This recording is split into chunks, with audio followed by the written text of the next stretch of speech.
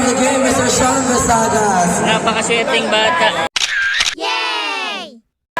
Thank you so much. Ayun, so sa tingin mo, anong mamimiss mo at babalik-balikan mo dito sa San Jose City? Unang muna yung mga tao. Siyempre, very hospitable.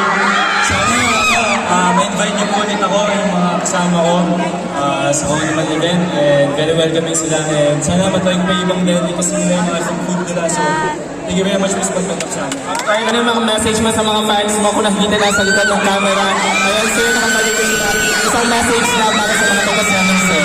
Maraming salamat po sa mga sumusuporta sa akin, sa mga kasama ko po. Pagtuloy-tuloy po sana support. Sana kita ulit tayo soon. Thank you so much, sir.